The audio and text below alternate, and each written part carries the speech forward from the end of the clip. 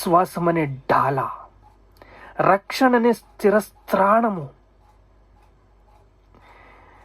రక్షణనే స్థిరస్త్రాణము దేవుని వాక్యము, పరిశుద్ధాత్మ సహాయముతో దేవుని వాక్యాన్ని సమయానుసందర్భంగా దేవుని సన్నిధిలో మనం అడుగులు వేస్తున్నట్లయితే, ఆత్మీయ పోరాటం చేస్తున్నట్లయితే, మనం ఓదార్చడానికి దేవుడు ప్రేమపూర్వకంగా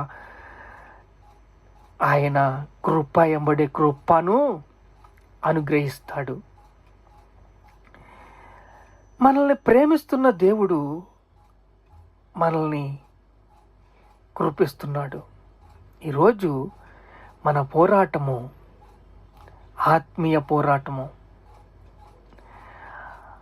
అంధత్వంగా జీవించకూడదు, తెలియదు అనకూడదు, బలహీనుణ్ణి అనకూడదు.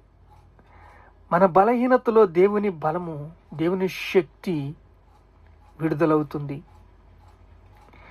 అలా విడుదలవునప్పుడు దేవుని ప్రేమ మనలో కనపడుతుంది. మనము జయించాలి అంటే జయ జీవితము కలిగి ఉండాలి.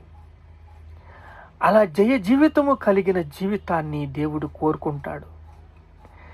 మన జయ జీవితాన్ని దేవుడు అనేక విధాలుగా ద్వారాలు తెరవబడతాయి. దావీదు జయించాడు. ఎన్నో పోరాటాలు,